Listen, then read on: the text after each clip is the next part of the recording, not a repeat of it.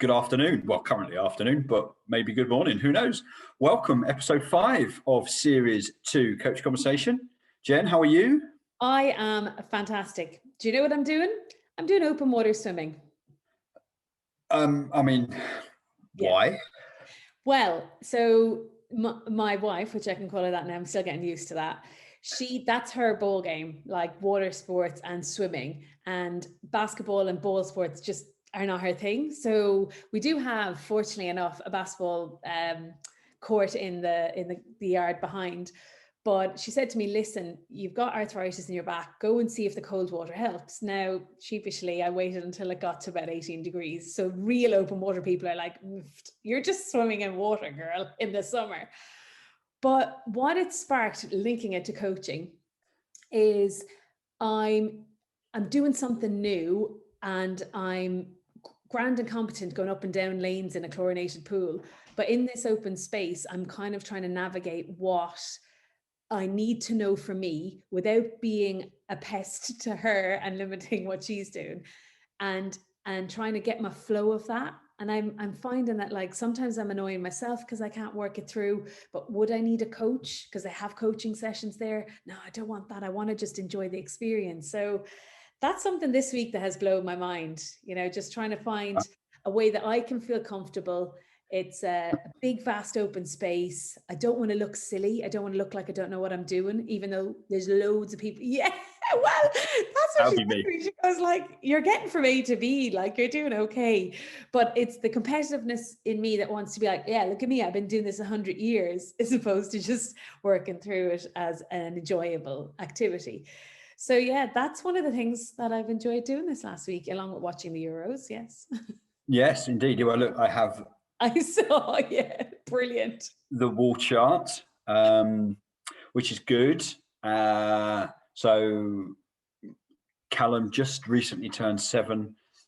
He's kind of into it to the point of it's part of it, I think, is a delay in going to bed tactic at the 8 o'clock kickoff. I want to watch the game. You just want to stay up for an extra 25 minutes, which is fine. But he's so I've lost track of days. Wednesday morning, 7 o'clock, he's up. Can we go downstairs and watch the highlights of the France-Germany game? Oh, wow. I'm like, yeah, cool. But he's now just going, right, that's Gnabry, that's Cruz, that's Mbappe. I'm like, I know they are. I know I'm familiar with them. But he's naming everybody and who they play for and what foot they use. So he's finding his way into it. But this comes on the back of him having a game on Saturday, his kind of second ever proper game. So it went quite well for him. So he was buzzing on the back of that. Mm-hmm. But what was great was, he's now talking to the other kids at football about the Euros. Oh. So they're starting to talk about professional sport when they're now together, mm-hmm. as opposed to talking about Pokemon, which is an interesting kind of step to make, really. That's really interesting. I was going to ask you a question. How important do you think it is for athletes and coaches, maybe coaches is an easier answer, for athletes, coaches, players, to know and watch the game? Because I do hear more often, like for me, we didn't have access to a lot of female sport. We didn't have access to a lot of like NCAA stuff, but NBA was on TV at home. Chicago Bulls, Last Dance stuff we talked about yonks ago. And I loved it. And I hear people now going, oh, I don't watch football. I'll do a bit of training, or I'll do this, I'll do that. And I don't watch this or I don't watch that. They might watch a big event, but what are your thoughts on that? I get, it's probably two different lenses for me, really, because I would say I'm an England fan. And when my sister said to me at the weekend on Saturday, do you want to come over and watch the game? So I said, yeah, cool. She said, yeah, we can put it on the laptop in the garden. I went, no. That's not watching the game. That's not going to work with me. I'm not very good at watching England games around too many people in public places because I feel myself get nervous, but I really want to watch the game. I definitely not a brilliant, go to the pub with the mates kind of thing for England football. If it was France, Germany, go to the pub, watch that with my mates? Absolutely, because I'm not as invested in it. And part of it's possibly for having worked within that system for, decade and a half. I think, you kind of have that in a different way.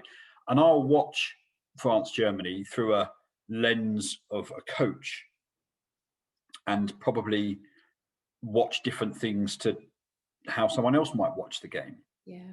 And there's often a critical lens of they could have done this, they could have done that, they could, or that's interesting. Why did he make that kind of decision? None of which we'll never know the answers to. But in my head, I'm kind of playing through those scenarios. I can imagine young people are watching it, but for them, it's a bit of a, oh, that was cool. I'm going to go out and practice that in the garden. So Callum has definitely seen stuff in the Euros and gone, right, I'm going to go into the garden and try that. And that, I think, is a really important part of them learning, right? It's that modeling of whatever it might be. Yeah, and the integration when he does have those conversations, or there's a period before training, or when there's a tournament on, to go and practice this, and how are you doing that, and why are you doing that? Oh, that's cool. Or I can do that before you. Like this kind of friendly social learning space for them to just try new things out that isn't in a formal time of training, even if training is as exploratory as that, So I think what was interesting, what sparked off when you were talking there was like, if people are not watching sport, even if it's not at that same level, how are they building on the shoulders of giants? I use that term there, but I think we spoke about this again a while back around the Cruyff turn. And it wasn't that he just had a scenario in front of him and something amazing came out of it. Now, I'm sure there are scenarios where people make decisions, but what baseline knowledge has to be in place, first of all, even if it's down to physical movement patterns? And then what do they have to see to know, oh, that's possible, or can I try this? Thinking again on tag rugby that I played. Never played rugby, never played tag rugby, and then took it up a few years ago, played with a team. And like in basketball, a spin dribble is a normal move to do. You go into a player, you place your foot, you spin, gets you space, and you go to the basket. So I did that, caught the ball in tag rugby, spun off a player and went and touched the ball down. And some of the rugby people at the time were like, whoo, and it was interesting because I then was like, yeah, playing this years, but not at all. Some other stuff I was like, no rules. But just thinking of that, like how, for me, and that's why I'd love to be challenged on it, to see if people who are not watching sport, have a different experience and how they kind of the skill acquisition, or they develop skill. How are they seeing how things are done, and how are they getting ahead of it? Yeah, it's interesting. Well, I guess there's two things that kind of jump out for me from that. So Callum didn't want to go to rugby on Sunday morning. Oh, right. And I don't know if it's because he's having an obsessed by football phase, but he was like that. I don't want to go. So the conversation we ended up having was, going to rugby will help you be better at football. And, those people that are parents will fully understand the art of negotiation that you constantly have to do to get anything done. But it was, so I was like, well, what do you do at rugby? Well, you just score tries. Okay, but what kind of gets you there? Well, you have to dodge and run past people. Right, okay. So tell me what you did in the game yesterday when you had a football at your feet. Brilliant. Oh, right, well, I had to do dodging and running past people. Okay, cool. So do you think, therefore, that we've got some stuff in rugby that can help you be better at football? So he's like, right, okay. So he went to rugby and he was fine. Yeah. One of the other dad coaches that was there as well, who is like Jim, is a proper rugby person.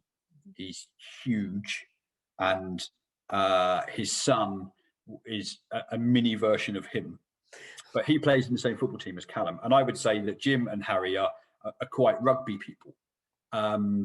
Both, like, Harry's a brilliant kid, he's great. Jim, really top guy.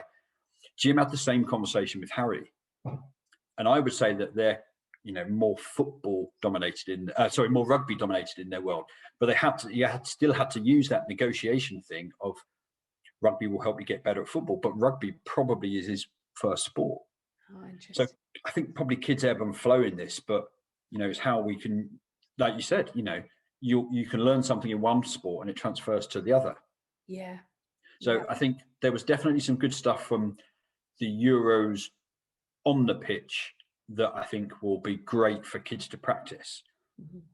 But in a entirely planned segue in my head there, I want to link it to the Ronaldo thing, right? Yes, go on. Yes. So if you're not familiar with what happened in the press conference, this is it.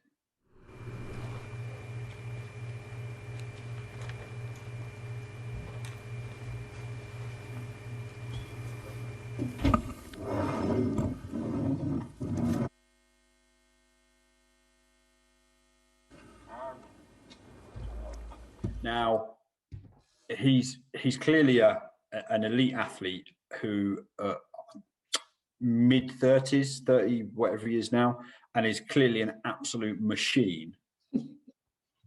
But that for me is a clip that I haven't shown Callum yet, but I will do, because quite often now he will say, "Oh, can I have a Coke?" And I'm quite militant with that. I'm like, no, like you can have some squash or you can have some water, but I just don't want him getting into fizzy drinks and that kind of stuff, right? But it's brilliant for me because I'll be able to go, look at what Ronaldo does. And you talk about Ronaldo, about wanting to play for Real Madrid because one of the other kids had a kit, not because he knows anything else. And this is what the best player in the world does. Now, that is totally aside from one of Ronaldo's sponsors being KFC. Like, we'll ignore that bit. Yeah, or the fact he had a sponsorship with Coca-Cola and was on can. But definitely, you know, looking at the clip and thinking of the power, the platform he has and how he's choosing to use it now, whatever was in the past, because everyone changes their mind and goes on different paths, and how powerful that could be. What do you think of the implications linking to coaching and for coaches that you could use that? Because I mean, you've mentioned two things there brilliantly that I wonder if we could map to coaches from parents: the art of negotiation and understanding why the people in front of them are doing what they do. What do they love about the sport? How often are coaches having that conversation? And the second one there around nutrition and hydration and the importance, like, it doesn't have to be that you have a diploma or a certificate or a degree in it. What kind of things are important from a visibility point of view, from a conversation that helps them, I guess, own that. Sorry. blowing that thought away there. That helps them own their own journey and request it. Like my sister's kids love water. They love having a water bottle.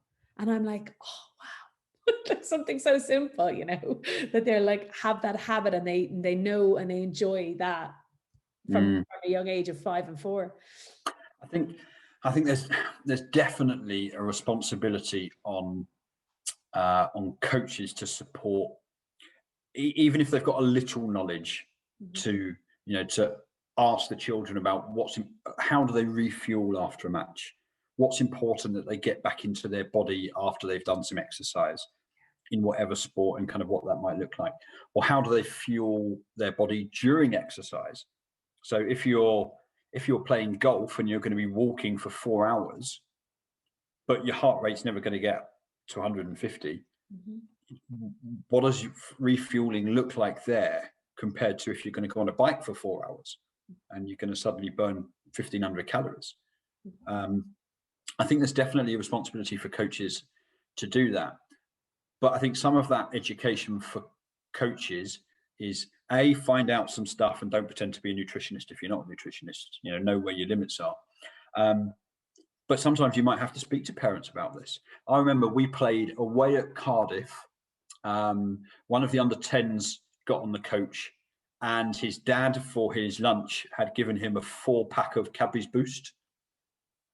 Now, not ideal. Ridiculous.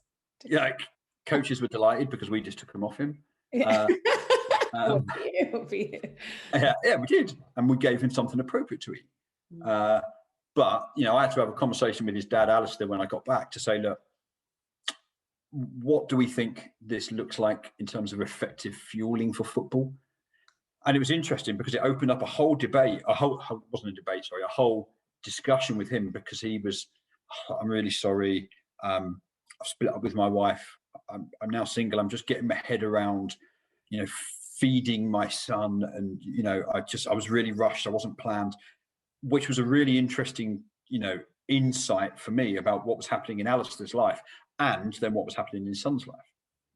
Because that, and I can relate to that because, my parents split up when I was 14 and I had ready meals for a year, basically, because my dad had no idea what he was doing.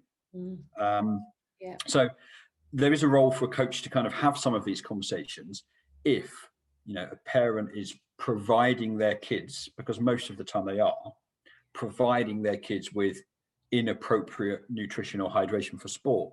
Do you think that's fair? Listen, I think it's massive.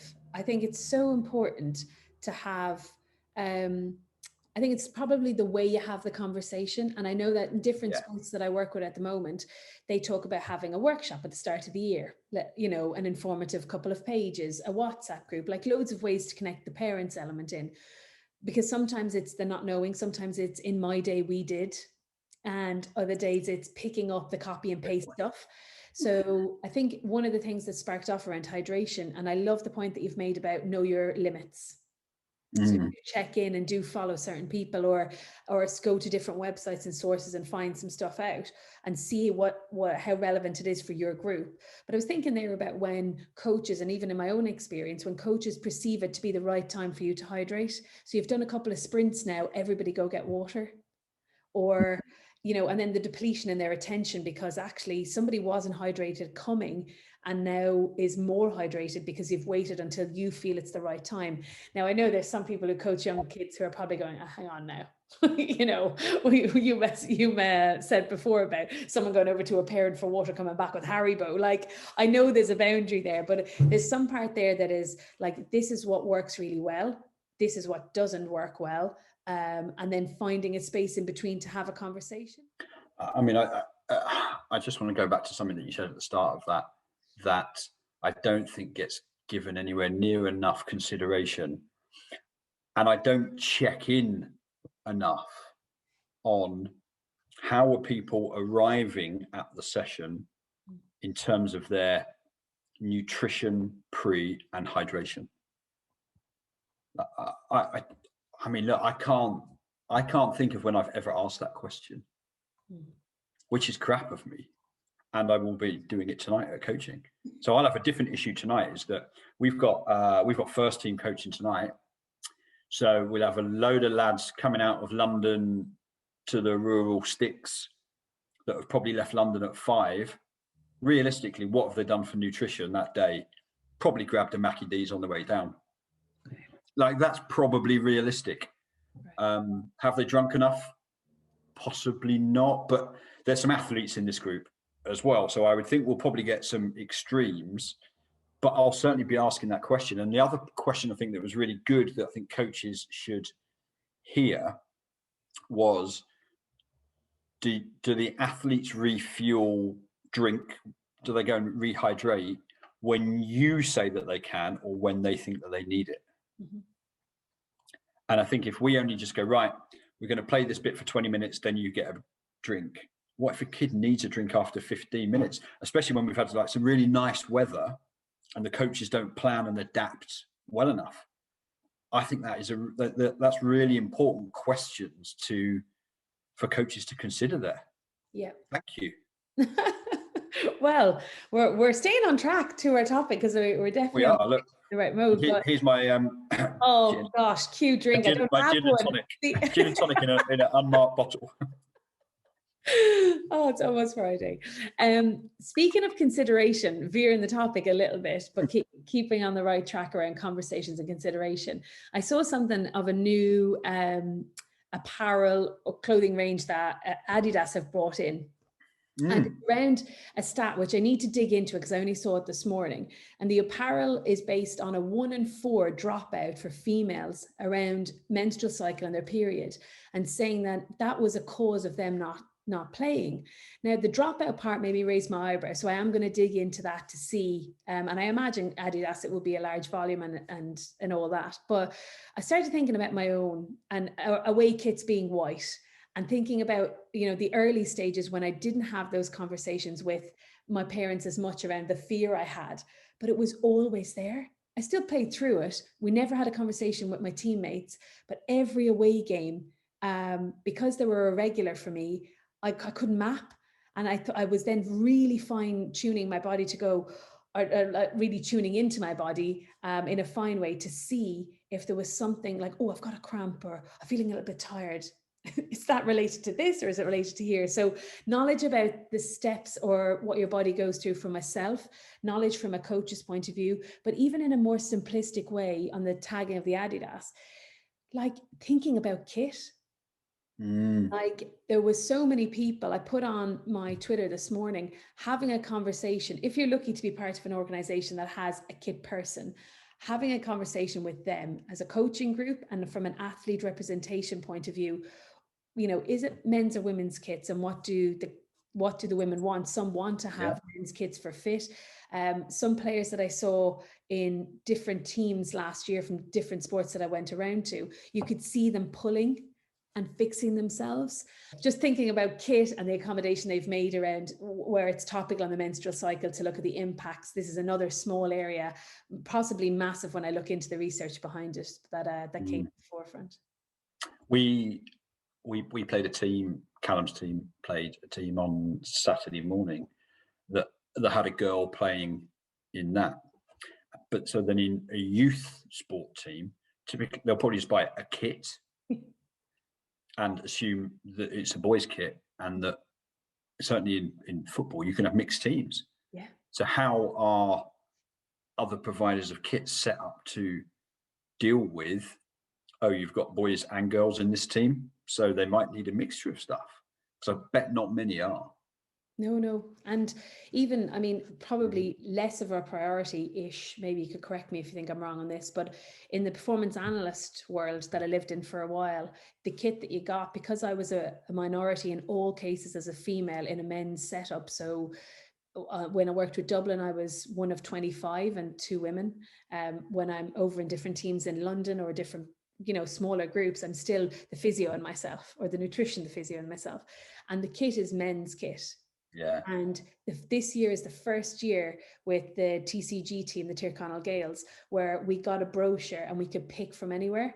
So I got to go and look and see, well, actually, that would be great in women's. I can go leggings. I don't have to go the skinny legs because my calves from Irish dancing are all over the place. So skinny legs don't work on that. I don't have skinny legs anyway.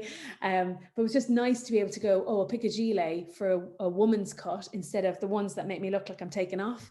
So yeah, it was just really interesting to think about kit and how important it can be if you have to stand on the sideline and you're uncomfortable, or you're body shape and you're just saying, well, listen, throw on that t-shirt and it's making you feel uncomfortable. But maybe that could just be from a female perspective. I don't know.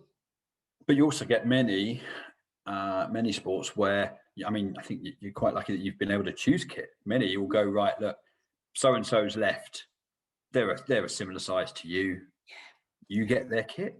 Yeah. And the pride that comes with kit.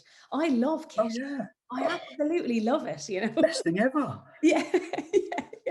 And I think like I regularly will get into conversation with my mum and said, when you come home the next time, can you please go in the attic and can you do something with all that stuff that's up there? And it will be stuff from, you know, the first t-shirt when I traveled to America in 96, there'll be about 3 or 4 bits there, or international kit, club kit. I brought a couple back the last time I was over at Christmas, a round neck. It's like too small and short, but I'm like, oh, keep that with me, Wildcats. So anyway, our coaching kit this season for the men's senior stuff is Kappa. And Kappa, because it's an Italian brand, like I can't eat before I go to coaching now. Because like everything, I'm now on this rapid detox diet, just because everything is Italian slim cut, not great for an injured body that's not done anything for a long while. My goodness, that's funny. I'll have to get down to one of those training sessions. Yeah, no. Wow. Well, listen, I think, you know, like there's loads from that today around underpinned by communication in the first and foremost, with some really cool topics. Some of those topics have come from news in our own world. Others have come from people sharing different interactions and scenarios that are coming up in their life now that they're getting back to more coaching and a new norm, hopefully in July, for our UK based people. The Coach Convo is our Twitter handle. Have a look at that. You'll get the links. We'll put some spoilers out as well. the week before we release. coachconversation@gmail.com. That is our email address. Drop us a line if social media isn't your thing, and have a chat with us about anything in the episodes or a topic that you'd like us to discuss and explore. With the privilege that we have of looking at other sports from different angles, gives us an opportunity to share different perspectives, and we'd love to hear yours. So until next week, thanks for joining us, and we'll see you soon. Bye-bye. Bye.